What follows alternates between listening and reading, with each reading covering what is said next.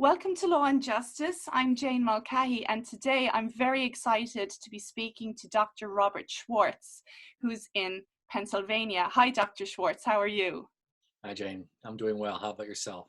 Great. Well, not too bad. I just had a 2-hour Zoom conversation, so I'm a little bit tired, but looking forward to finding out about energy psychology because you are a specialist in that, I believe. Yes. To start, can you just tell me, may I call you Bob? Sure. Okay. Can you tell me a bit about yourself, Bob, and about your professional background, please? Sure. Well, I'm a licensed psychologist here in Pennsylvania, and I've been practicing, well, for a little over 30 years, and a lot of my work has been in the trauma field. I co-wrote a book a million years ago, and then I wrote on trauma with a bunch of folks, and then I wrote my own book called Tools for Transforming Trauma back in 2002. And I got involved in energy psychology sort of by accident, really. Back in the day, everybody was looking for a better way, at least I was, and other folks were looking for better ways to work with trauma, and I had my ideas about things were going, and I started to hear this thing about this weird stuff called tapping, and people were making these what seemed like fairly extravagant claims about being able to really make a difference super fast. And I'm like, yeah, I don't believe that. That's, come on. And I ended up going to a conference and I went to a workshop. Okay, let me go, look, so if you're skeptical, that's fine. I have no problem with skepticism, but got to check it out. If you're a scientist, you have to have at least some curiosity. So I went to this workshop, and geez, this was actually pretty interesting. We did some self stuff and these traumatic events that, sort of got cleared. And that was pretty interesting. And then I took another training and basically stepped into, it was a little like Alice in the, in Wonderland, right? Yeah. Going through the looking glass. I started to find myself in this entire world. And it was just really fascinating about what could happen. And then fast forward a number of years later, and actually I got on the board of the Energy Psychology Organization, and one thing led to another, and I've become the executive director for the last 12 years. So Okay. that's what's been going on. Yeah, nice one. Sounds great. And so, I know a little bit about what this is, or I think I do. I've heard about tapping. I've done a bit of it with Dr. Dick Brown with coherent breathing before, and I've heard Bessel van der Kolk do some of it at one of his trainings. But what actually is energy psychology? Is it a theory, or is it ways of practicing, or both? It's a little bit of both, really. So energy psychology as a practice there are a group of, there's a family of procedures, of practices, of techniques that take some of the aspects of regular psychology, even cognitive behavioral psychology, and merge them with activating the aspects of the body's energy system. So the most common one is tapping on acupuncture points. So with the meridian points, and other folks use the chakras. But the idea is, there is an idea that basically says that by activating these aspects of the body, we're facilitating the movement of, you can use the energy metaphor, or the shifting of stuck energy or stuck things in the body, which really goes along with a lot of the thinking these days in trauma in the last, 10 or 15 years. The trauma work has really moved much more into the body, knowing the importance. It's not just your thoughts. That traumatic experiences get lodged in the body in various ways. Body processes get stuck. The amygdala, for instance, a part of the brain, continues to act as alarm, sending alarm as if there's a problem happening. And so by using these body-oriented approaches, we are helping to facilitate a movement through the body. And we're not alone in that. So there are other processes. EMDR does its own way of moving things using the body. Somatic experiencing uses the body. yoga, all these things. So the important point I think to take away, at least that I talk about with people, is it's really important to do something with changing the experience in the body, because that's what really makes the difference. Talking about it by itself, it meaning the trauma or traumatic events, is really old school. It's like a tradition that goes, it's a little out of date. You need to do some of it, but it's just not enough. And the research shows that this stuff does seem to work a lot better. One of the things that Van der Kolk was saying at the training was that when he was doing some work on himself, he could think about his trauma or he could talk about it, but he couldn't do both. And I was reading one of your articles online earlier about energy psychology, and how with the tapping, I think you can tap the various points and think about an event or something that you want to work through. Is that how it works? So yes, that is how it works in part. There are a few different schools. So one school is called thought field therapy, focuses much more on the tapping. And so that your person just tunes into whatever's bothering them, not a lot of words, and they tap on it, and it tends to get better. And we can talk more about that. It just somehow things process without words. And what Bessel's talking about is, that's right. Sometimes when you get activated and the trauma really gets up, it tends to shut down the ability to speak about it. And so if you focus on speaking about it, then you sort of go nowhere. So, but if you just focus on it, and then stimulate the tap on these points, or, then the things start to move and the body starts to calm down, and then you can talk about it later. Another school of thought is EFT, or emotional freedom technique, which does it a little differently. In EFT, you do more talking about it. However, what's interesting, the main approach in EFT is something called the tell the story technique, where the person tells the story of what happens to them, and then you tap. But here's the difference. If you normally talk about, if someone says, tell me the story about your trauma, people think I should tell the entire story. And they tell the entire story, and of course they get completely activated and re-traumatized. What good does that do? Not much. In EFT, what you do is you give the person the instruction, I want you to tell me the story, but as soon as you start to get any upset, I want you to stop, and we're going to tap. So you don't tell the whole story. You stop at each crescendo, and then you tap on it goes down, and then you go forward, it goes down. And so the person never has to tell the whole story activated, because that's what shuts them down.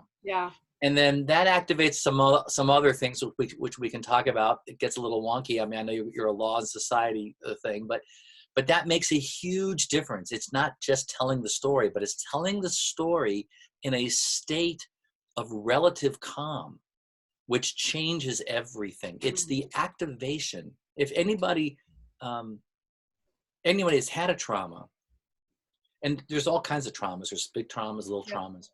But if you think about something that was traumatic and is no longer traumatic to you, what you will say, if you say, well, I can think about it, and I can talk about it, and I'm not activated. It's the freak out in the body.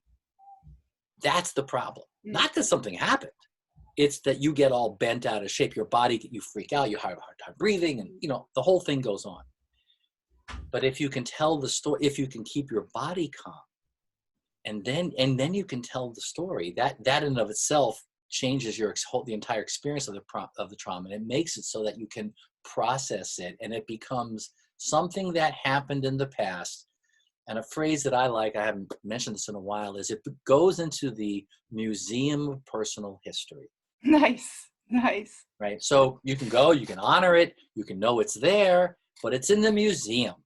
It's not hijacking you at every It's not hijacking your life. Exactly right. As you described that ladder technique, the talking and the tapping and kind of soothing the system, it sounded a little bit like what Peter Levine calls titration, I think, so that the person doesn't fall down the rabbit hole and get stuck there. Absolutely right. So, we mentioned, is it a theory? Is it a practice? I mean, it fits in with a lot of theories. And one of the theories that we talk about in energy psychology fits very nicely with Peter Levine's work is you want to keep, and other people's work, I'm blocking John Briere, you want to keep in the zone of comfort. You don't want to go too far where the person blows out. Where they blow out the system, or it's too cold and they're not activating. So yes, titrating is very important, and there are different ways to titrate.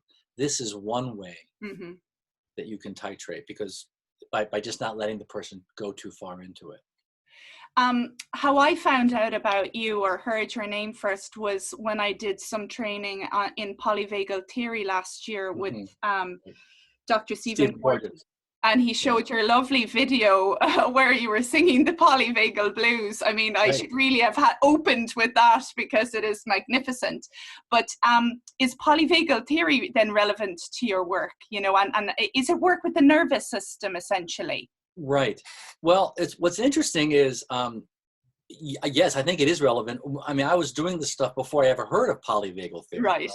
Yeah. And so when I came across polyvagal theory, it was like, oh my God, yeah. This explains a lot. Actually, it was, and so yes, the short answer is yes, it is. And one of the things that seems to go on, and Stephen knows about what we do, and he's actually talked on some of our trainings, that at least, and again, some of the evidence is not totally, I wouldn't say it's scientifically proven yet, but it would seem that by stimulating these points, we are resetting what depends how you want to talk about it. We're shifting the vagal nerve so that people are more in a state of calm, right? And that's what's so important. It's this whole body up. If the body is saying, what was such a epiphany for me was that what polyvagal theory says is you get this message coming up from the body. It's not cortical. It's not your brain. It's not your it is your brain, but it's not your higher cortex, your cortex, right? It's overrated. And the body sends up a message that says, I'm in danger. And it's you can't really reason with it. You can't really talk about it. It's 80% up, 20% down. So when it's the afferent signals coming up saying you're in danger, and so people freak out. And what happens when you do tapping, it's a very strange experience. When people have done this, you'd have them go through the negative experience and they tap on it. And then once they sort of go through it and it's been processed, you get this look. They get this look. And I've had this look where you go, well, now tell me about it. And the person kind of goes, they feel different. Where'd it go? That's what happened. And that's the experience of it. Yeah. So the question is, all right, that's interesting. What could possibly account for that? And as I've thought about it, it seems to me quite like you've shifted the vagal nerve, because where'd it go? The thing that went is that information coming up that says, I am in danger, warning, warning, warning, warning. That goes away. And then once that goes away, the meaning tends to change, and new information becomes available. And so yes, I think it really does. I mean, there are other competing things. I mean, there's evidence that shows that tapping shifts, turns off the amygdala as well. Okay. So I think it works on multiple levels. Yeah. And also another, for those that, again, when you work with somebody, and what polyvagal theory says is we co-regulate each other. And I think most people listening know the experience of when a little kid hurts themselves, and then they look at mom or dad and they look for a cue, right? Should I cry? Is it bad? And if mom goes, then the kid starts to cry. But if mom looks okay, they're fine. So when we work with people, and if we tell them about our traumas, we look for cues. How bad is it? And we pick up these minimal cues. We read the other person's nervous system. So if the therapist is freaking out, or if the therapist is avoiding, or the friend is avoiding subtly, albeit subtly, the person gets it. They know there's still danger here. Yeah. But what happens is when you're working energetically, usually you're tapping yourself as well. You're showing the client. The therapist or the practitioner tends to be a lot calmer because and so they regulate. So they really help to co-regulate the person, which is another level of it, I think. it sounds like so amazing in the sense of, has it been used in places like prisons? My research is into men who've, done quite serious offenses. Very often they've had trauma histories of their own. I only found this out really without trying, but Sure. fragments of story will come out, and that's not the half of it. But very little focus is placed on any kind of processing of trauma in prisons. Right. And also, it's not necessarily a safe place to, spill the beans and tell everyone, all your dark stories. But could something like tapping be usefully done? And can you do it in a group, or is it only on a one-on-one basis that it works? Great question. So let me see. The lovely thing about energy psychology techniques is they can be done on many different levels. So you can do on a first aid basis. There are techniques, there are much simpler techniques, the ones I haven't mentioned, so that you could do, people can just do it for themselves when they're in the middle of a crisis going on, like right now with COVID, right? And there are other techniques, and so there are self-help techniques. There are self-help versions of EFT and TFT, and then you can go all the way down to more individual, one-on-one sessions with folks. You can use certain approaches, like TFT is a little better for this, less talking. You don't need to talk so much, so that might suit for men. Men as a group aren't talkers. I would imagine. I mean, I don't want to stereotype, but men in prison might be even less likely to be talkers. Certainly the context might be that. So yes, you could theoretically use it for that. I'm not aware of stuff. I think I've heard of things, people doing stuff here and there, but I don't know if a whole lot's been done with prison, but it certainly could be. I see no reason why it couldn't be. It's been used with orphans in Rwanda after dealing with genocide with really amazing results. So if it can work with that, it can certainly work with prison. And I think it also gives people a sense of, one of the goals would be to give people a sense of personal control, of personal autonomy, that they can control their body. Yeah. You can use it with kids. There are simplified versions, just even in prison, like, okay, what if you're angry? What if you can't control your anger? That can get you in trouble. There's a lot of that in prisons. What if you could learn a simple technique where you tap on one or 2 points, and that will quickly calm you down? It's amazing. Might come in handy. Yeah, it would really come in handy. But also, like, the other thing is, men and women can actually do quite well in prison, weirdly, because maybe they can, maybe not in the States, because you imprison too many people and yeah, well, that's another story. Yeah. But in Ireland, I've met people, I've met men, I've friends who were in prison even, and they felt safe there, weirdly, because they grew up in such conditions where there wasn't safety, that then when they were contained and went to school, there was an element to safety there. But then what happens is, you're getting ready to go out, you lose control, you're afraid of being homeless, you're going back to the conditions. Right. And very often people then relapse because drugs are their only way of calming the nervous system. So could tapping or energy techniques work there to kind of... Oh, big time. Big time. Relapse prevention. I mean, everybody knows what the triggers are. So you can use these approaches to unwire, dewire the triggers. And it also involves, projecting yourself in the future, doing some other kinds of things that other people talk about. But again, the beautiful part is it gives somebody a way to work with the body to rapidly calm down. So for instance, you can say, well, you should learn to meditate or do mindfulness. Yeah. Love meditation, love mindfulness. I've done it for years. The only problem is it takes a long time to get good at it. Right.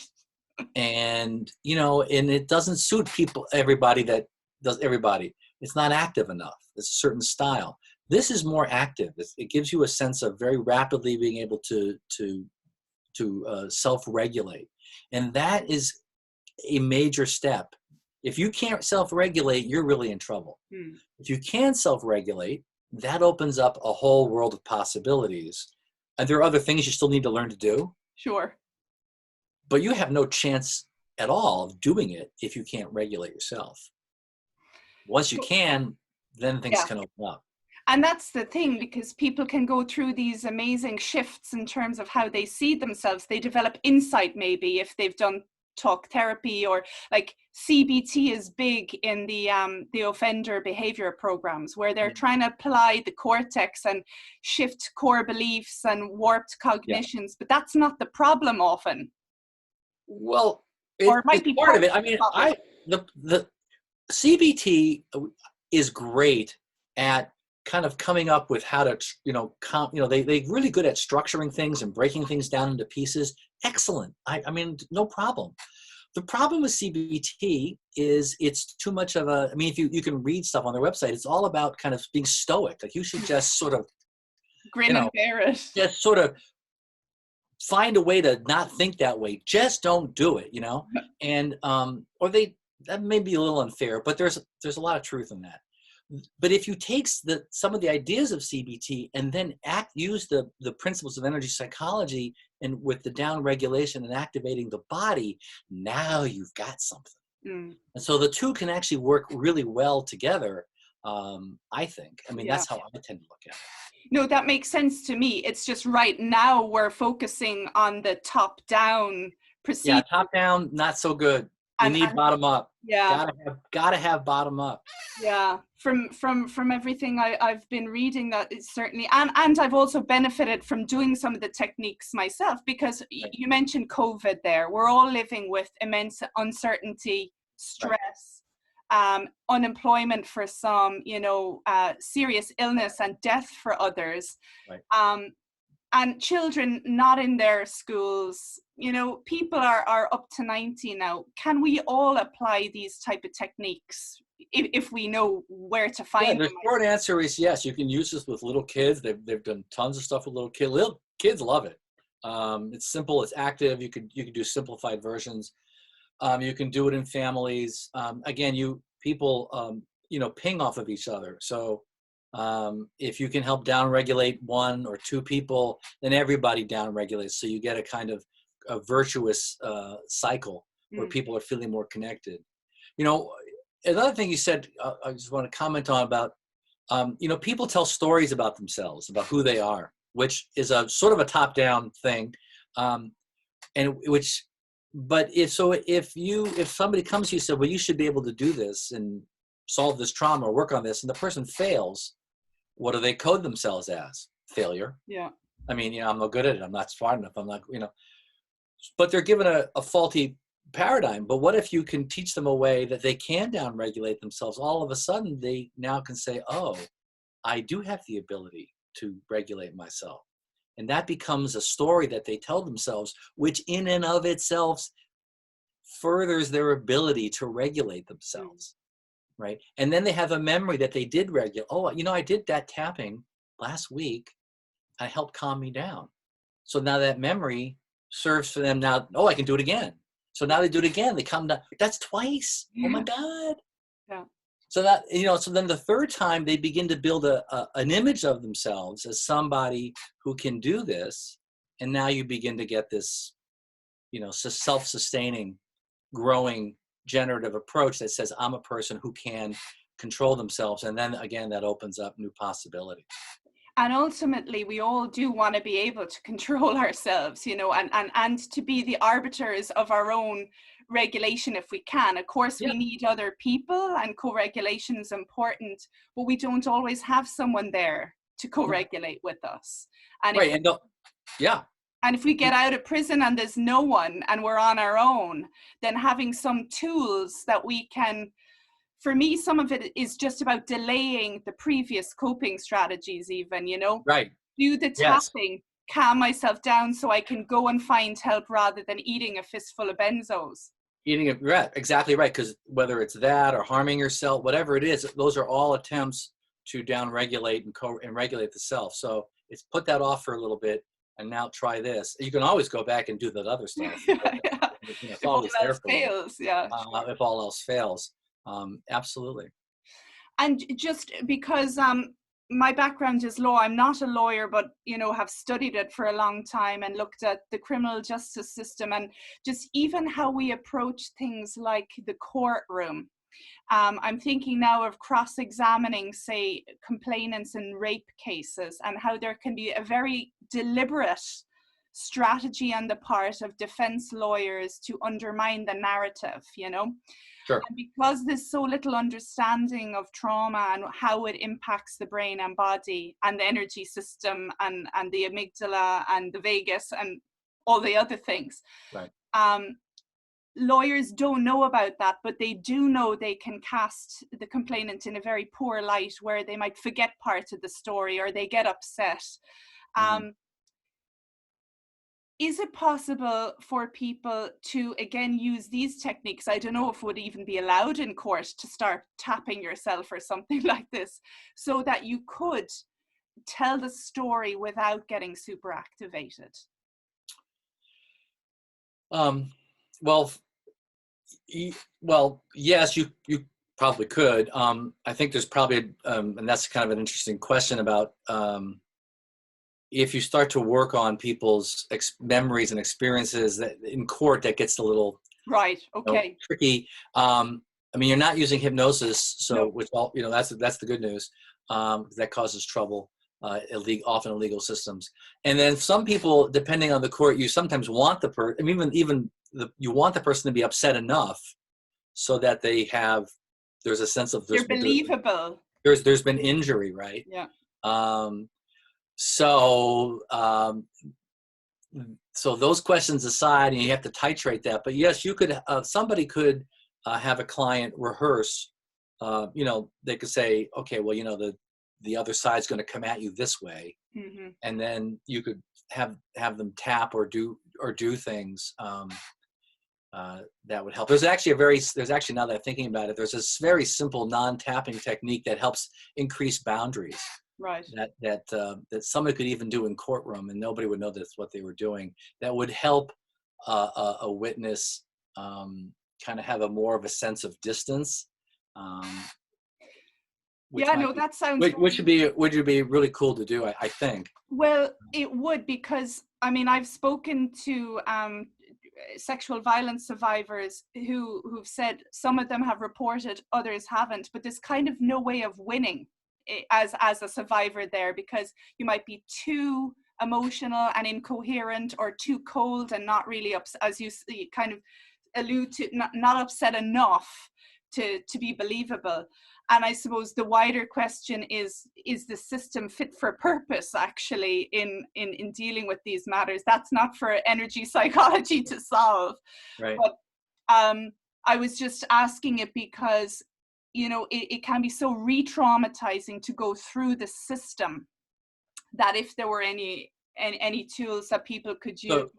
So you want me to show you this one little thing? I would love you to show one little thing. Yes. And again, the disclaimer is I've not really used it in this context, and I don't know how it would pan out, but it would be fascinating to kind of do a bit of a study. So there's this technique called zipping up. I'm gonna have to adjust my camera. Okay. So what a person does is they take their either hand and they kind of place their hand kind of near their waist, and they just run their hand up to their nose like this a couple of times, like you're zipping up a zipper. Right. And you can even visualize that you're zipping up. And the only thing is, you just don't want to go right up and then right back down, because then you're going zipping up and zipping down. And what's going on is there's a meridian that runs up this way. You're strengthening it. And what tends to happen is people feel more boundaried. So they're going to feel less assaulted by things that come from without. And I would venture a guess that it would give a person more choice about how to behave. Right. And so, but even at in trial, you're in the witness stand. Well, you could do it. You could certainly practice it ahead of time, right? Yeah. But then you could sit down and say, "So isn't it true, so and so, about such and such?" Yeah. And you could take a breath and go, Nice. Let me think about that.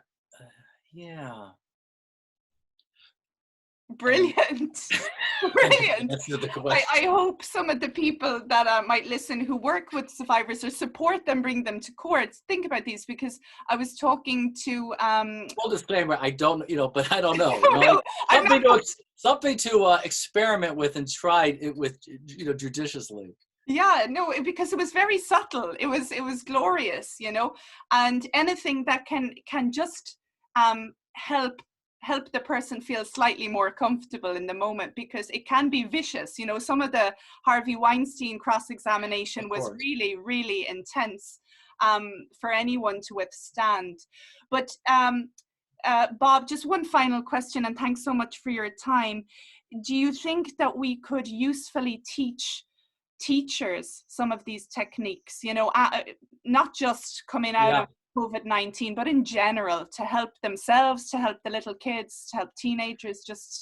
Yeah, absolutely. We have a humanitarian committee, a couple of things. So we have a humanitarian committee. One of the things they've done is they've put out some self-help videos, and people can find them on the letter R, the number 4R .support. You can go to a web page and see these videos. We also have there's a subgroup also working with kids. So a lot of people have worked with kids. There are some people that have combined energy psychology with some mindfulness with kids. But yes, I mean, teachers can learn to do this, and they can teach them with kids. There are a number of there's the approaches I've mentioned. There's some other balancing approaches that help kids get more focused. It's not bad for teachers to work on it for themselves, because they get all tense too. So there's actually an entire untapped, uncharted territory that I think that will help kids can self-regulate, focus more, get their nervous systems in place so they're more ready to learn. So yeah, the short answer is yes. Great. And there are some videos of these practices online, aren't there, for people as well? There are. I'm not trying to think whether we have stuff on our website, which is, by the way, energypsych.org. Well, I can look them up anyway. Yeah, you can look them up. I know people in our organization are working with kids, and I know we will. If we don't have them now, we will have them later. Yeah. I think we have a web page that's our energypsych.org, and then it's tools for schools, which was going to be a workshop that we were going to do at our conference this coming up year, but because the conference got canceled. So, yeah. But yeah, there's going to be more. There is, and there will be more. Well, it would be great, because just the fact that they seem fairly simple, and the swiftness, if there can be a swift, resolution for someone, who wouldn't love that, Well, there are a whole bunch of things that go on, especially kids are more responsive in general. I have a little video out about doing with temper tantrums for kids that have a tough time. There's some things that kids get where they get energetically out of whack, if you will. And doing these very simple procedures help balance them, and so that their bodies are more centered and calm, and then they relax. So they're just more centered. Because kids will spin out with much less. They'll spin out with much less going wrong, and you can correct them. And again, the sooner you get it, then you're building this sense of who I am and what I can do. Because if your experience is I can't control myself in a classroom, and the teacher's always yelling at me, then you begin to internalize, this is who I am, this is what I can't do, and that just gets worse over time.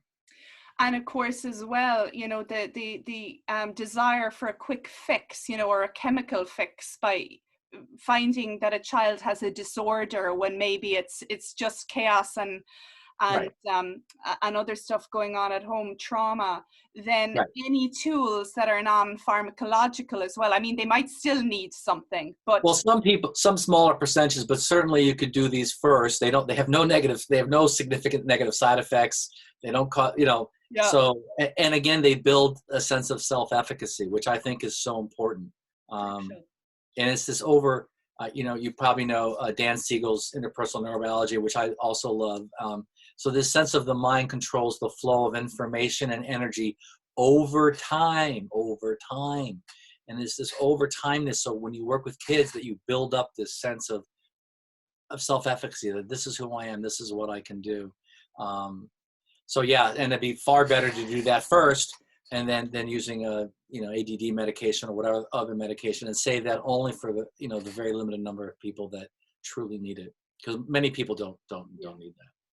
Okay, well, Dr. Bob Schwarz, I am so delighted that I managed to nab you in Pennsylvania. And yeah, well, I'm home like everybody else. I'm working at home. Well, lucky for me, I guess. But anyway, it was great chatting to you, and thanks for your amazing work. Thank you very much. So interesting and powerful, and I wish you well. Stay safe and well. Thank you. Continue to do your work.